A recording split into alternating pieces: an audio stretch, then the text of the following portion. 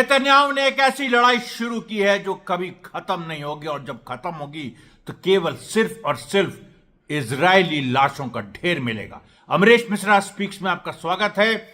आज का दिन 28 अगस्त 2024 बहुत ही महत्वपूर्ण है क्योंकि वेस्ट बैंक में लार्ज स्केल इन्वेजन इजराइल ने शुरू कर दिया है। कई दिनों से जो वेस्ट बैंक पे इक्का दुक्का जगह लड़ाइयां होती थी, कभी तुलकरेम में, कभी जेनिन में, और मैंने आपको बताया था ये सब कैसे लिबरेटेड एरियाज बन चुके हैं।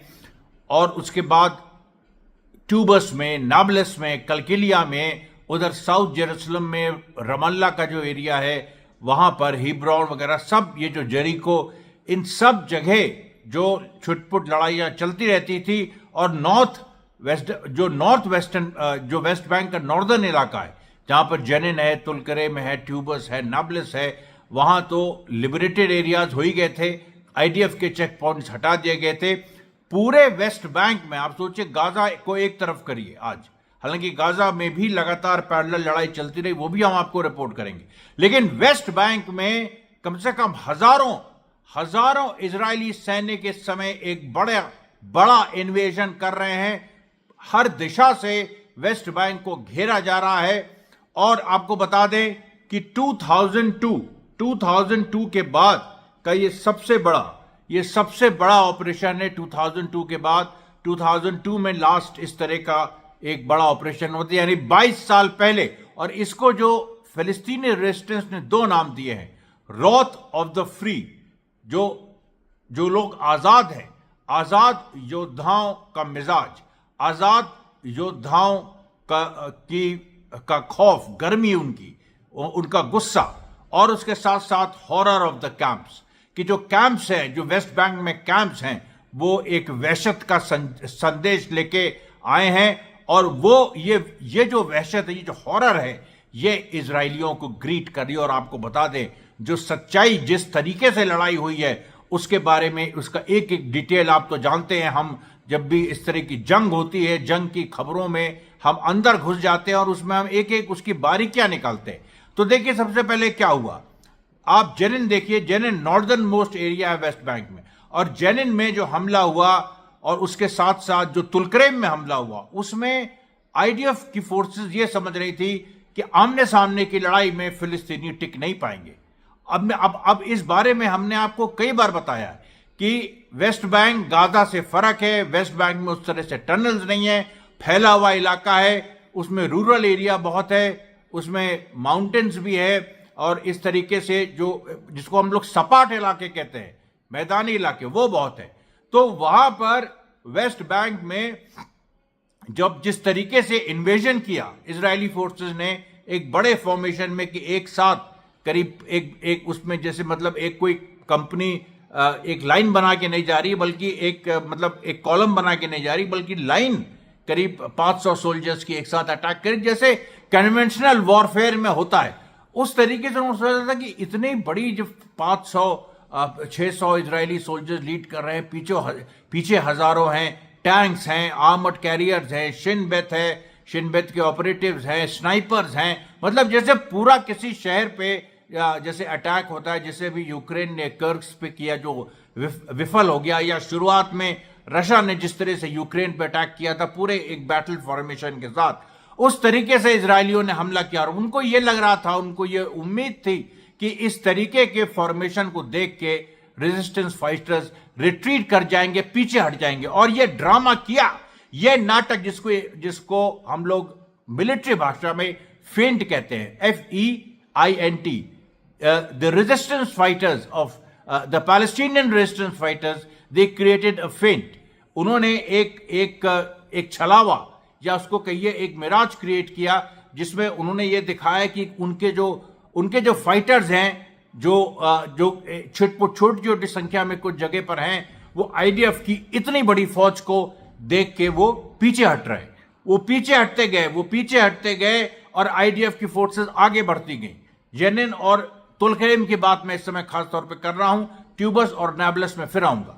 तो जिस तरीके से वो आगे बढ़ते गए, उस तरह से यहां के फाइटर्स पीछे हटते गए। लेकिन जैसे ही देखिए तुलकरेम के एक पूरे इलाके में, अब देखिए, अच्छा, रास्ते में जो हॉस्पिटल्स पड़ते रहे जो उन पे कब्जा करती रही आईडीएफ की, हॉस्पिटल्स पे, जिसने गाजा में उसने किया, हॉस्पिटल्स पे ये कब्जा कर लो तो जो इंजर्ड और जो वुंडेड है वो उनको इलाज ही नहीं मिल पाएगा। और उसकी 1:30 सुबह, 1:30 बजे सुबह यह हमला शुरू हुआ। और उसके बाद देखिए सबसे पहली जो बात थी कि जब अल दम्ज नेबरहुड, सबसे पहले तुलकरेम के अल दम्ज नेबरहुड तक आईडीएफ सोल्जर्स बिना कोई ऑपोजिशन फेस किए आ गए, अल दम्ज के नेबरहुड तक। और जब अल दम्ज वो पहुंचे हैं, और उनके साथ बुलडोजर्स भी थे, क्योंकि बुलडोजर्स जो हैं वो मतलब पूरा डिस्ट्रॉय करते चल रहे थे, क्योंकि देखिए असली मकसद इतना बड़ा जो इन्वेजन वेस्ट बैंक का हुआ है, इसका असली मकसद यह है कि वेस्ट बैंक को खाली कराना, वेस्ट बैंक के बड़े हिस्से को, और जो ऑस्लो अकॉर्ड्स के भी अगेंस्ट है, जो ऑस्लो अकॉर्ड्स 1993 में जो खुद इजराइल ने साइन किए, जो अभी भी इन अंडर ऑपरेशन, मतलब जो अभी भी ऑपरेटिव है, और जो जिसके आधार पे पैलेस्टीन अथॉरिटी महमूद अब्बास की वो वेस्ट बैंक पे रूल करती है तथाकथित, वो जो ABC 3 एरियाज में वेस्ट बैंक को बांटा गया, और करीब 18% एरिया जो है वो महमूद अब्बास उस पर डायरेक्टली रूल करता है। और उसके साथ कितनी लड़ाइयाँ फिलिस्तीनी रेजिस्टेंस के की अभी हुई पिछले दिनों, हम आपको बताते रहे। फिर बेजिंग में महमूद अब्बास के लोगों और हमास और सब लोगों की मीटिंग हुई, जिसमें यह हुआ कि एक बेजिंग डिक्लेरेशन एक जारी हुआ कि हम एक यूनाइटेड तरह से काम करने की कोशिश करेंगे। हालांकि अभी भी पूरी तरह से ये चीज लागू नहीं हुई, क्योंकि कई पैलेस्टीन अथॉरिटी के जो लोग हैं वो इस समय इस इन्वेजन में इजरायली सोल्जर्स की मदद कर रहे हैं, लेकिन वो भी बुरी मौत मारे जा रहे हैं। तो मैं बता रहा था कि देखिए किस तरह का ट्रैप फिलिस्तीनी रेजिस्टेंस फाइटर्स ने वेस्ट बैंक में बिछाया था, जिसकी आईडीएफ को उम्मीद नहीं थी, क्योंकि आईडीएफ कई बार वेस्ट बैंक में घुस चुका है, लड़ चुका है। लेकिन उसको मैंने आपको ये बात कल कही थी कि अभी तक गुलेलों से, पत्थरों से, मोलोटोव कॉकटेल से और ओकेजनली कुछ राइफल से यहां पर मुकाबला होता रहा है। लेकिन इस बार जैसे अल दम्ज नेबरहुड में जैसे ही आईडीएफ के सोल्जर्स पहुंचे, चारों तरफ से उन पे गोलियां बरसने लगी, क्योंकि वो एक एम्बुश था। और एम्बुश भी कैसा एम्बुश ऐसा था, सुबह उस समय हो रही थी, करीब 1:30 बजे ये शुरू हुआ, तो समझिए कि सुबह 3-4 बजा था, अंधेरा था। उस अंधेरे में अपने कपड़े उतार के ज्यादातर जो सांवले पैलेस्टीनियंस हैं, अब देखिए इसमें खासियत, जो सांवले पैलेस्टीनियंस हैं उन्होंने कपड़े अपने उतार के वो लेटे हुए थे, वो अंधेरे में घुले मिले थे। और मैंने आपसे जैसे कहा कि जैसे हॉरर ऑफ द कैंप्स की जो वहशत है जो कैंप से उठी, तो अल दम्ज कैंप से एक काले साए उठे, और काले सायों ने आईडीएफ की फोर्सेस को, जो सोफिस्टिकेटेड फोर्सेस हैं, उनको निशाना बना के गोली चलानी शुरू कर दी। उसी समय 6 आईडीएफ सोल्जर्स वहीं खेत रहे, वहीं मारे गए। उसके बाद वो पीछे हटे, उसके बाद जब वो पीछे हटे तो इधर के भी फाइटर्स पीछे हटे। इस समय अब सुबह का वही 4-4:30 बज रहा है। उसके बाद फिर वो आगे बढ़े, फिर उनमें दूसरी घात लगाई गई, और इस तरह से 3 बार आईडीएफ सोल्जर्स ने अल दम्ज में घुसने की कोशिश की, लेकिन सफल नहीं हो पाए, बाद में पीछे हो गए। और इस समय कम से कम पिछले 7 घंटे से उनके टैंक्स और उनके जो आर्टिलरी है वो गोले बरसा रही है, लेकिन उसका कोई फर्क नहीं पड़ रहा है, क्योंकि जो इन्फेंट्री है, जिस इन्फेंट्री को अभी तक अल दम्ज को कैप्चर कर लेना चाहिए था, इस तरह की बात देखिए, इस तरह की लड़ाइयों में भारत पाकिस्तान की लड़ाई केवल 14 दिन की थी, जिसमें एक दिन में भारत की सेना ढाका पहुंच गई थी। अब आप बताइए कि अल दम्ज नेबरहुड है, वो कोई शहर भी नहीं है, अल दम्ज नेबरहुड है, उस नेबरहुड पे नहीं पहुंच पा रहे, यानी 4 किलोमीटर का रास्ता वो तय नहीं कर पा रहे हैं पिछले करीब 7 से 8 घंटे में। जो जैसे 3 से 4 बजे शुरू हुआ, तो अभी आप लगा लीजिए वहां पर 4 घंटे पहले का समय है, तो उतनी देर तक अल दम्ज में ये लोग कब्जा नहीं कर पा रहे। मैं आपको एक चीज बता रहा हूं, और इस वीडियो को आप अंत तक देखेंगे, आज वादा है आप किसी भी हालत में अंत तक देखेंगे। कमेंट्स मुझे कम से कम 3000 चाहिए इस वीडियोस पे, और मुझे जो इसकी टाइमिंग है 15 मिनट से 20 से 25 मिनट तक आप लोग इस वीडियो को देखिए, क्योंकि इसमें एक एक लड़ाई का बारीकी से हम आपको रिपोर्ट दे रहे हैं। तो देखिए अल दम्ज में इस तरह से फंस गए। अब अल दम्ज जो है वो बिल्कुल, जैसे आप देखिए तो एकदम नॉर्थ में जनेन है वेस्ट बैंक के, और तुलकरेम भी नॉर्थ में है, लेकिन थोड़ा वेस्ट की तरफ, नॉर्थ वेस्ट। तो वहां से सीधे इजरायली फोर्सेस जो अंदर घुसती हैं ज़्यादातर तुलकरेम से घुसती हैं। तो जब तुलकरेम के अल दंज जो नेबरहुड में जब वो फंस गए तो उधर क्या हुआ कि जेनिन में जो थोड़ा तुलकरेम के ऊपर है, नॉर्थ में है, वहां पर एक बुलडोजर आईडीएफ का उड़ा दिया गया। और ये जो बुलडोजर उड़ाया गया, इसका जो, अब देखिए, अब ये सब बहुत दूर इलाके नहीं है, कुछ चंद जैसे 30 या 40 किलोमीटर 60 किलोमीटर का ही डिस्टेंस है। तो जो बुलडोजर्स उड़ाए जा रहे थे, जैसे जब यहां पर अल दम्ज में इन्फेंट्री को रोक दिया तो उधर जो बुलडोजर्स आगे थे जेनिन में, बुलडोजर्स पे जो एक्सप्लोजिव डिवाइसेस है, खालिद 1 और इस तरह की, और वो उन लोगों ने वहां पर छोड़ी। और उसमें कुछ जगह पहले से माइन भी थी, कुछ जगह जो है माइनिंग, अंदर से उन्होंने बम बिछा रखे थे जो बम आईडीएफ के बुलडोजर्स पे फट गए। तो उधर जब बुलडोजर्स जब फटने लगे जेनिन में, और इधर तुलकरेम के अल दम्ज नेबरहुड में जब फंसा दिया इजरायलियों को, तो इससे एक डेडलॉक की स्थिति बन गई। और जेनिन में जो फोर्स इन्वेट कर रही थी, जो इजरायली फोर्सेस की, अगर 2000 लोग इधर थे तुलकरेम में तो 2000 जेनिन में थे, वो भी वहीं रुक गए, क्योंकि उनकी स्ट्रैटेजी दूसरी थी। उनका ये था, हम बुलडोज करेंगे, हम बुलडोजर आगे रखेंगे, उसके पीछे हम कुछ टैंक्स रखेंगे। तो जब बुलडोजर ही आगे नहीं बढ़ पा रहे हैं तो टैंक्स कैसे आगे बढ़ेंगे? बुलडोजर वहां एक्सप्लोड कर गए। उसके बाद टैंक्स जो हैं वो वहां पर स्टॉल्ड है, पिछले 6 घंटे से टैंक्स वहां पर रुके हुए हैं। पूरा आप सिनारियो आप इमेजिन करिए, 2000 सोल्जर्स यहां रुके हैं, 2000 उधर जेनिन में रुके हैं, और जेनिन में फिर इजराइल ने एयर स्ट्राइक की। एयर स्ट्राइक करके उसने करीब 6 रेजिस्टेंस फाइटर्स को मार भी गिराए, शहीद हो गए 6 रेजिस्टेंस फाइटर्स, लेकिन फिर भी वो डेडलॉक नहीं टूटा। सबसे बड़ी बात है कि वो डेडलॉक नहीं टूटा, और वो जेनिन के अंदर अभी भी इजरायली फोर्सेस एंटर नहीं कर पा रही हैं। उसके बाद देखिए जो तीसरी बड़ी घटना ट्यूबस में हुई, ट्यूबस में भी यही हुआ कि ट्यूबस में कम से कम 2 बार लगातार जो एक्सप्लोसिव्स छोड़े गए। एक तो अंदर ऑलरेडी माइन था, और अब ट्यूबस में देखिए क्या है कि इधर जेनिन है, इधर तुलकरेम है, इधर ट्यूबस है। आप देखिए इधर, मतलब समझ लीजिए नॉर्थ वेस्ट बैंक के सेंटर में। तो ट्यूबस और नाब्लस वो बहुत पास हैं, करीब 60-70 किलोमीटर का दोनों में डिफरेंस है। तो ट्यूबस में पहले भी लड़ाइयां हो चुकी हैं। नाब्लस वही है, बलाता कैंप, ट्यूबस अल्फारा कैंप, जिसके बारे में हम आपको बताते रहे, कई बड़ी लड़ाइयां हुई। लेकिन इस बार जो तीसरी फोर्स थी इजराइल, जो तीसरी फोर्स थी वो भी करीब 2 से 3 हजार थी।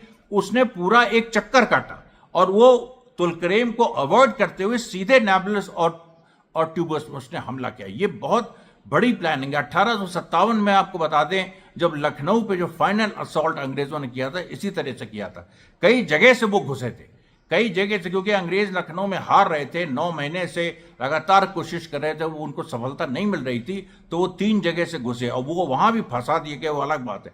लेकिन यहां जो देखिए हो रहा है कि अब जैसे एक जो तीसरा कंटिंजेंट था वो यहां से घुस के उसने कोशिश की कि हम सीधे ट्यूबस और नाब्लस पे हमला करें। लेकिन ट्यूबस में पहले से ही माइन था और उसमें मतलब उसमें अंदर बम बिछा रखे थे, वो बम एक्सप्लोड किए। वहां भी एक बुलडोजर और एक टैंक वहां पर एक्सप्लोड कर गया ट्यूबस में। तो जब वो टैंक एक्सप्लोड कर गया तो यहां पर भी इन्फेंट्री जो थी वो आर्मर्ड जो व्हीकल्स हैं उनके पीछे थी और इन्फेंट्री जो है आगे नहीं बढ़ पाई। और उसके बाद 2-3 बार इन्फेंट्री ने ये सोचा, इस बार जैसे वो उनको खबर लगी कि जेनिन में फंस गए और यहां पर तुलकरेम में फंस गए, तो उन्होंने कहा चलो ट्यूबस में हम लोग रेड करते हैं, कुछ इन्फेंट्री रेड करे, एक छोटा हिस्सा इन्फेंट्री का जाए, रेड करके गोली चला के आ जाए। तो ये इस जब कोशिश में गए तो यहां वो एम्बुश हो गए। और इस एम्बुश में, ये तो दिन में एम्बुश हुआ था, करीब 11 बजे दिन में जो फिलिस्तीनी टाइम है उस समय ये एम्बुश हुआ। और वहां और इस एम्बुश में भी जो फिलिस्तीनी थे इस समय उन्होंने दिन का इस्तेमाल किया। जैसे जो सांवले और काले फिलिस्तीनी हैं उन्होंने रात में वो साए बन गए, उसी तरीके से जो गोरे फिलिस्तीनी हैं। अब ये देखिए, ये एक जीनियस, ये बिल्कुल genius, I mean it's a stroke of genius कि उसमें जो वो दिन में पूरा एक उन्होंने अपना गेटअप चेंज कर लिया। वो बिल्कुल इजरायली फोर्सेस की तरह दिख रहे थे और दिन में उनको इजरायली फोर्सेस को लगा ये तो हमारे ही लोग हैं और उन्होंने वहां पर गोली चलानी शुरू कर दी। पहले से ट्रैप था। तो ये जो ट्यूबस में भी एक बड़ा एम्बुश हो गया। तीसरी जगह देखिए फेलियर रहा। उसके बाद नाब्लिस में भी इसी तरीके से एक ड्रोन से अटैक पहले शुरू। जब उन्होंने देखा कि 3 जगह अटैक फेल हो गया है तो नाब्लिस में उन्होंने ड्रोन से अटैक शुरू किया। और ये जो ड्रोन का अटैक था, ये क्योंकि वहां सफल हुआ था जेनिन में, 6 लोग वहां मारे गए थे, शहीद हुए वहां पर रेजिस्टेंस फाइटर्स, तो इनको लगा कि नाब्लिस में भी ऐसे होगा। लेकिन नाब्लिस में मशीन गन से एक दूसरी तरह की तैयारी थी और उन मशीन गन्स को जो पैरापेट्स हैं, इस तरह के आर्टिफिशियल पैरापेट्स बनाए हुए थे जिन पे मशीन गन रख के चलाते हैं। और इजरायली फोर्सेस को वो समझ में बात नहीं आई कि पैरापेट जो है वो मान लीजिए किसी एम्बैंकमेंट पे बनता है या आपने कुछ ट्रेंच आपने खोदी हो, वहां पर आप पैरापेट बनाते हैं, लेकिन ये एक ओपन पैरापेट्स थे जो कि एक टेक्निकल चीज है। और इनको जो है वो जो इजरायली फोर्सेस आगे बढ़ रही थी नाब्लस में, वो ये समझ ही नहीं पाई कि इन पैरापेट्स में के पीछे मशीन गन है। उन्हें लगा कि कोई कंस्ट्रक्शन हुआ था यहाँ कभी और एबंडन घर हैं, कि बहुत सारे ऐसे पूरे फिलिस्तीन में पड़े हैं कि कई जगह कंस्ट्रक्शन शुरू किया, किसी कोई इजरायली सेटलर ने शुरू किया, फिलिस्तीनी ने शुरू किया, फिर छोड़ दिया। इस तरह से बहुत सारे उसमें, तो उनको लगा उस तरह की चीज, लेकिन उसके पीछे सोल्जर्स हैं, उसके पीछे एक बड़ी हैवी मशीन गन है, जैसे सेकेंड वर्ल्ड वॉर में होती थी। और सेकेंड वर्ल्ड वॉर में अगर आप देखिए तो जो एक पूरी जो कई फिल्म्स बनी हैं उनमें आप देखिए जो डी-डे इन्वेजन हुआ था, उसमें जब एलाइड फोर्सेस जब नॉर्मंडी के बीच पे 1944 में जब वो लैंड की थी, फ्रांस उस समय हिटलर के कब्जे में था, तो वो आगे बढ़ी थी। तो उसकी आप फिल्म देखिए तो उसमें पूरा मतलब जो जैसे बड़ी बड़ी मशीन गन्स जो थी वो पूरा रोकती हैं कि वो तर गोलियां चलाती हैं और वो जो आगे से आ रही हैं फोर्स उनको रोकती हैं। सेकेंड वर्ल्ड वॉर की ये टैक्टिक्स थी। वियतनाम वॉर में इस टैक्टिक्स को छोड़ दिया गया, लेकिन उसके बाद कुछ जगह जैसे इराक वॉर में या अफगानिस्तान में अमेरिका ने उसको फिर से इस्तेमाल करने की कोशिश की, लेकिन वो वहां के गुरिल्ला फाइटर्स के खिलाफ वो उस तरह से काम नहीं आई। यहां पर फिलिस्तीनियों ने उसको यूज किया इजरायलियों के खिलाफ, और इजरायली इस तरह से एक्सपेक्ट नहीं कर रहे थे, क्योंकि उनको यह था कि अभी तक फिलिस्तीनी रेजिस्टेंस के पास स्मॉल आर्म्स हैं, छोटे आर्म्स हैं उनके पास इस तरीके की हैवी मशीन गन नहीं है जो घंटों जो है फायर कर सकती है और एक पूरी की पूरी फौज को रोक सकती है। और इस बार इजरायली और भी फंस गए, और ये मैं आपको खास तौर पे नाब्लस की बात बता रहा हूं, क्योंकि कुछ जो इजरायली बलाता कैंप में पहुंचे भी, वहां उनको एक दूसरी हैवी मशीन गन मिली जो वहां पर लगातार फायर कर रही थी। तो इस तरीके से देखिए प्लानिंग जो है वेस्ट बैंक के रेजिस्टेंस की प्लानिंग। और जहां तक प्लानिंग की बात आपको बता दें, कल फिलिस्तीनी रेजिस्टेंस की एक बड़ी मीटिंग हुई थी खुले में, जिसका वीडियो आया है, उसमें अबू आला जो कि सबसे सीनियर कमांडर वेस्ट बैंक के हैं और करीब उनकी 70 साल की उम्र है, हाथ में मशीन गन लेके बिल्कुल जवान आदमी की तरह वो खड़े थे और उन्होंने पूरा भाषण दिया जिसमें उन्होंने कहा कि सारे फैक्शंस यूनाइटेड हैं, पैलेस्टीनियन इस्लामिक जिहाद, हमास, PFLP, DFLP, सब मार्क्सिस्ट, कम्युनिस्ट, इस्लामिस्ट सब यूनाइटेड हैं, डेमोक्रेट सारे जितने भी विचारधाराएं संभव हो सकती हैं जो साम्राज्यवाद विरोधी हैं, वो सब एकताबद्ध हैं और वो सब उनके सब के हाथ में हथियार हैं। और अबू आला के पीछे कम से कम हजारों फाइटर्स खड़े थे, आप देख सकते हैं वीडियो में, सैकड़ों नहीं हजारों।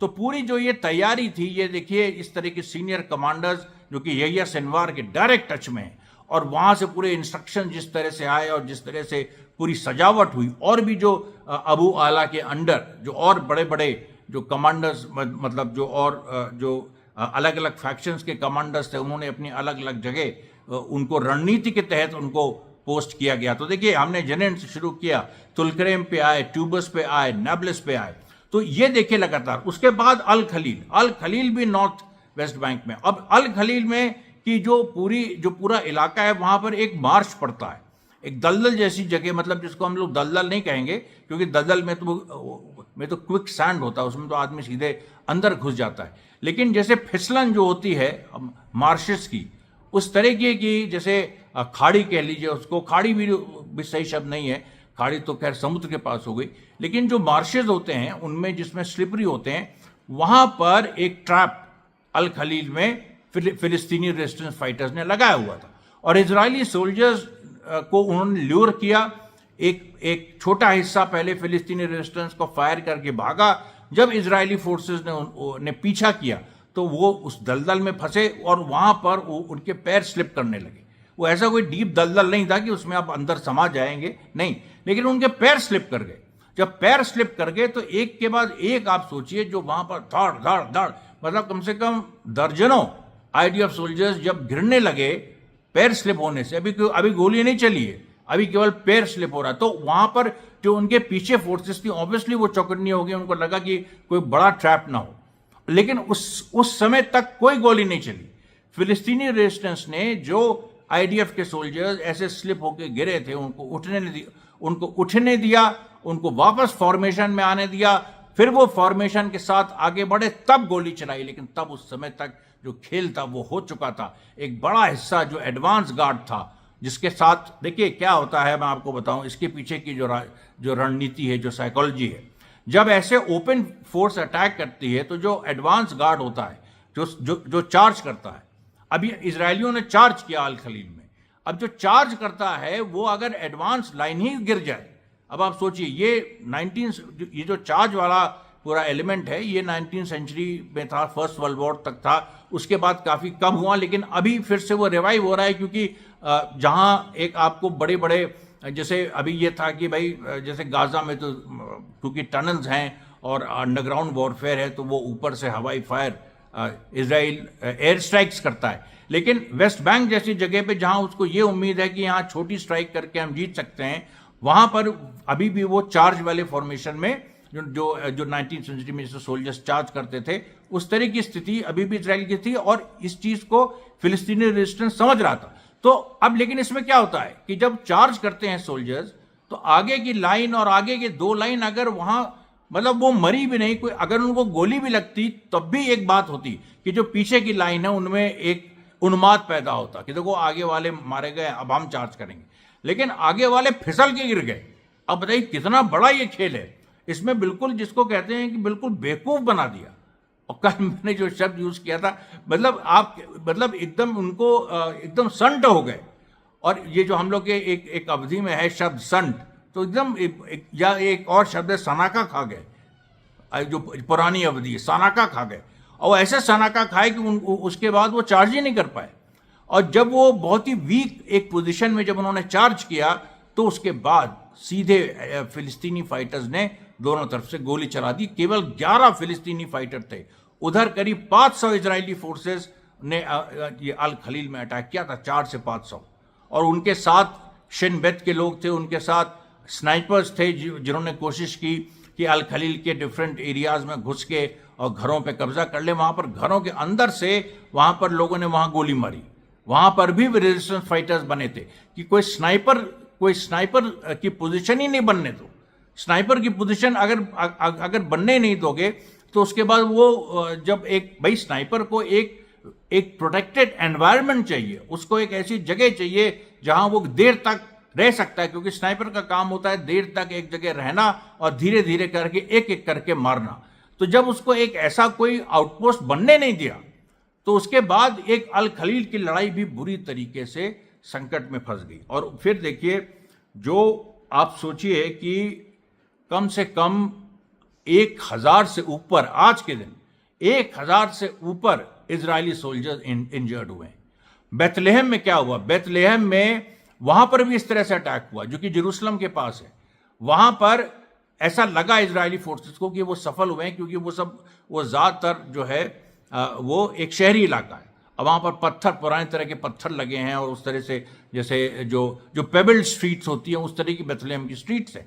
तो उसमें इजरायली सोल्जर्स आदि भी हैं, कई बार वो वहां पर ट्रेन भी कर चुके हैं कि पेबल्ड स्ट्रीट्स पर कैसे दौड़ना है। तो वहां उन लोगों ने दौड़ की कोशिश की, लेकिन उसमें क्या हुआ, उसमें फिलिस्तीनी रेजिस्टेंस ने उनको आगे आने दिया। उधर एक सेटलर्स के एक जूविश सेटलर्स के गांव पे हमला कर दिया बेथलेहम में। और जब जूविश सेटलर्स के गांव पे हमला किया और उसके पहले एक बस रोकी और बस रोक के वहां पर 3 लोगों को मारा, और जान से नहीं मारा, घायल किया। उसके बाद एक जो सेटलर्स का गांव है उस पर हमला कर दिया। जब उस पर हमला हुआ तो वो जो सेटलर्स थे उनके पास भाई वो तो उम्मीद कर रहे थे कि ये तो इन्वेजन है, इसमें तो आईडीएफ की जो फौज है वो बिल्कुल खत्म कर देगी रेजिस्टेंस को, लेकिन सेटलर्स को क्या पता था उनके ऊपर आज, इसलिए वो उस तरह से तैयार भी नहीं थे। हालांकि उनके पास हथियार, हर सेटलर को हथियार दिए इजरायली सेना ने, वो पैरामिलिट्री फोर्स है, लेकिन ये जो सेटलर्स थे ये कुछ तैयारी में नहीं थे। जब इन पे अचानक अटैक हुआ तो उसके बाद ये लोग भागने लगे, पूरा का पूरा गांव खाली हो गया और आईडीएफ के लिए क्राइसिस हो गई कि हम इधर इन्वेजन करें बेथलेहम में कि उधर हम सेटलर्स को बचाएं।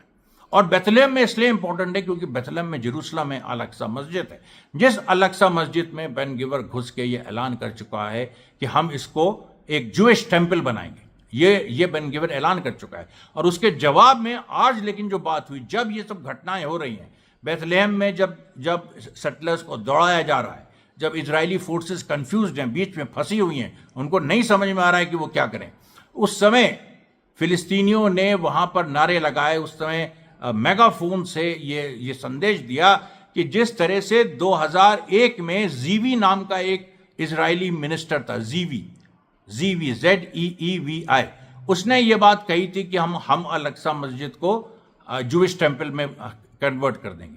उसका असैसिनेशन मेरे ख्याल से 18 अक्टूबर 2001 को उसका असैसिनेशन हो गया था।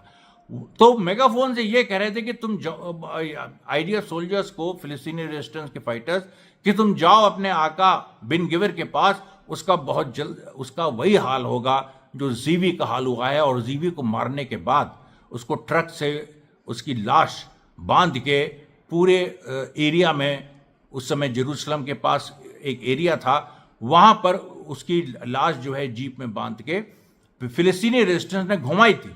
और यही उन्होंने कहा कि बेन गिवर को भी हम इस तरह से कुत्ते की तरह घुमाएंगे, जैसे जानवरों को मारने के बाद घुमाया जाता है, बांध के घसीटते हुए ले जाया जाता है, उस तरह से बेन गिवर को हम घसीट के मारेंगे। इससे बड़ा ह्यूमिलेशन इस पूरी बात से कम 2 जो प्लेटून्स थे आईडीएफ के वहां पर बेथलेहम में, उनके जो कमांडर्स थे उनको समझ, क्योंकि वो अपना गोली चला रहे हैं, गोली कहीं लग नहीं रही है, क्योंकि जो फिलिस्तीनी रेजिस्टेंस फाइटर्स हैं वो उस गांव में घुसे हुए हैं।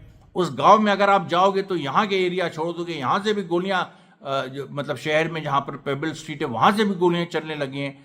तो कितने फ्रंट पे, तो ये जो फिलिस्तीनी रेजिस्टेंस ने किया कि एक साथ उसने, मतलब आप सोचिए, एक मल्टी फ्रंट लड़ाई आईडीएफ ने शुरू की वेस्ट बैंक में, और उस मल्टी फ्रंट लड़ाई को एक मल्टी प्रॉन्ग फ्रंट में फिलिस्तीनी रेजिस्टेंस ने बदल दिया कि जितने फ्रंट आईडीएफ ने क्रिएट किए अलग अलग, जेनिन, तुलकरेम, नाब्लस, ट्यूबस, अल खलील, इसने उससे ज्यादा फ्रंट उन्हीं जगहों पर, उससे ज्यादा फ्रंट आईडीएफ ने खोल दिए कि तुम अगर चलो यहां से भी आ रहे हो, वहां से भी आ रहे हो, तो अगर तुम यहां से आ रहे हो और वहां से भी आ रहे हो, तो यहां से तुम आओगे तो यहां तुम्हारे हम 4 बार 4 तरफ से तुम पे हमला करेंगे, या 4 फ्रंट खोल देंगे।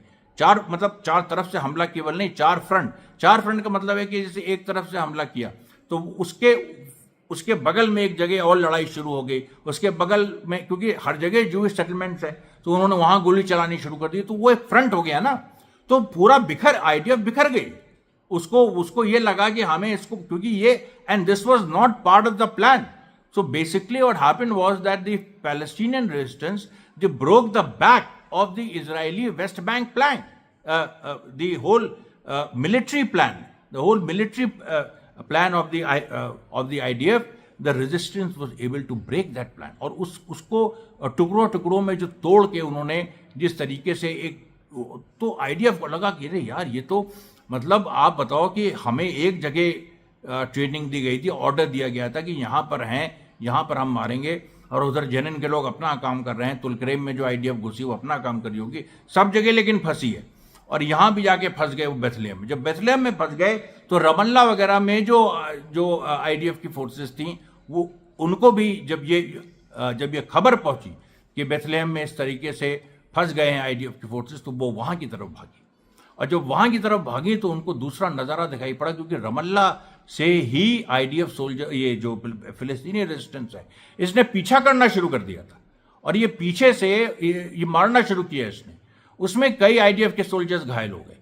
आप बताइए, पहले ही दिन की लड़ाई में 1000 से 2000 आईडीएफ के सोल्जर्स घायल हुए, कितने मारे गए, वो तो लाशें जब लाश गिनने का समय होगा तब आप तय करेंगे ना कितने मारे गए। लाश ही नहीं गिन पा रहे हो, आईडीएफ के सोल्जर्स खुद लाश नहीं गिन पा रहे हैं। रेजिस्टेंस ने कम से कम ऐसी 35 घटनाएं उन्होंने पब्लिश की हैं जिसमें उन्होंने लगातार कहा है कि हमने मारा है। मतलब अब आप सोचिए कि जैसे पूरा जो अब जैसे अल फरा में उन्होंने एक घटना दी कि हमने कुछ आईडीएफ सोल्जर्स के हमने नेक काट दिए, नेक को तोड़ दिया। अब नेक को तोड़ने का मतलब ये नहीं कि मतलब यहां से पूरा नेक को तोड़ने का मतलब है कि जो आगे का पार्ट है उसको हमने पूरा उसको घुमा दिया, वो पूरा की वो पूरी तरह से घूम गया। उसके बाद then we opened a machine guns which led to the cutting down of at least 70 soldiers। अब ये देखिए, अब ये एक खबर आई, उसके बाद दूसरी खबर आती है, और अभी हम गाजा पे तो आई नहीं है, उसके बाद दूसरी खबर आती है कि जो मनशिया एक्सेस है तुलकरेम में, उसमें एक और मिलिट्री बुलडोजर को उड़ा दिया गया। उसके बाद एक खबर आती है अल फरा कैंप से फिर से ट्यूबस में कि यहां पर एक हमने कुछ आईडीएफ सोल्जर्स घुसे थे, हमने फिर से उनको मार गिराया है। एंड उसमें उन्होंने एक सवाल किया, डिडंट वी टेल यू, हमने कहा नहीं था कि हम ये करेंगे। उसके बाद देखिए इब्न अल उथैमिन जो स्कूल है ये खान यूनिस में। अब ये देखिए गाजा में इधर जब ये लड़ाई चल रही है वेस्ट बैंक में, तो गाजा में एक अलग फ्रंट खुला हुआ है, और गाजा में आज कम से कम 11 जगह आईडीएफ सोल्जर्स पे अटैक हुआ है।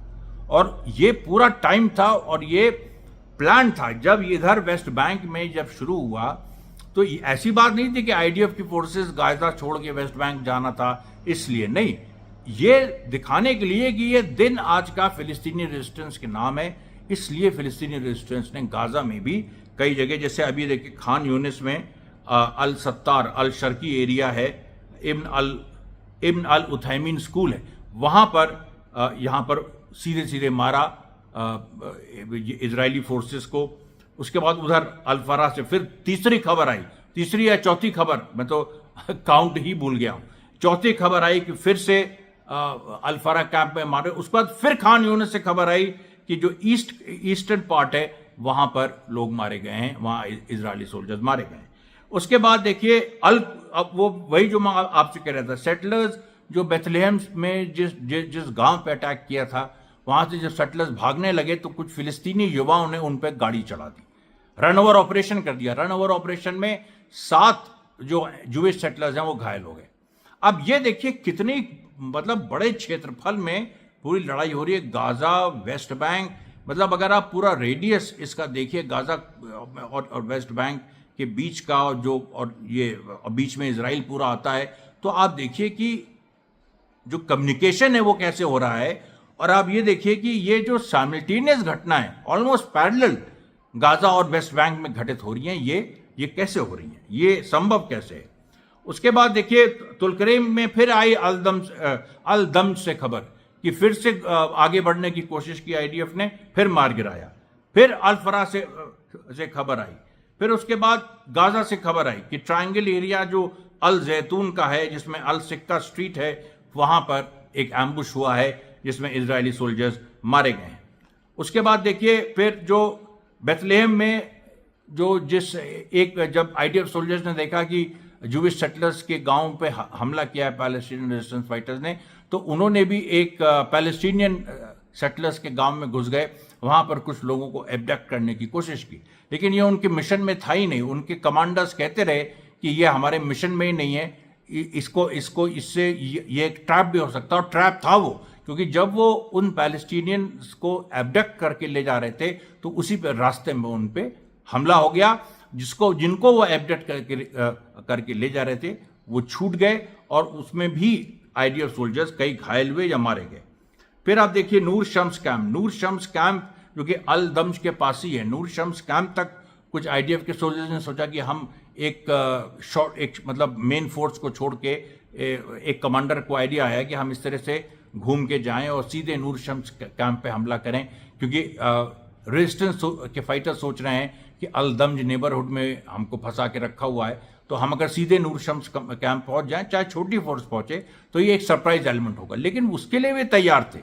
अब आप सोचिए, ये इसका मतलब ये है, जो न्यूयॉर्क टाइम्स ने एक दूसरे जो वाली जो यहिया सिनवार वाली खबर जो मैंने आपको बताई कल, कि जो न्यूयॉर्क टाइम्स में एक 25 अगस्त का आर्टिकल यहिया सिनवार पे आया, और एक इंग्लैंड में भी आया, और हास्यास्पद आर्टिकल था कि वो हम बस पकड़ने वाले थे, कॉफ़ी गर्म थी, मतलब इस टाइप का।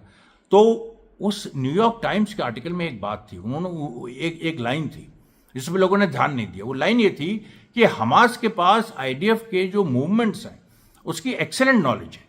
इसका मतलब ये है कि जो लंबे समय से यहिया सिनवार जो 15-20 साल जेल में रहे, और उसके बाद निकल के जिस तरीके से उन्होंने, उनको हिब्रू आती है, जिस तरीके से उन्होंने पूरा जाल बिछाया है और इन्फॉर्मेंट्स का, प्लस बहुत सारी जगह इन्फॉर्मेंट्स की भी ज़रूरत नहीं, बहुत सारी जगह केवल स्टडी, ये दिमाग होता है कि आप अपने दुश्मन को कितना जानते हैं नज़दीक से।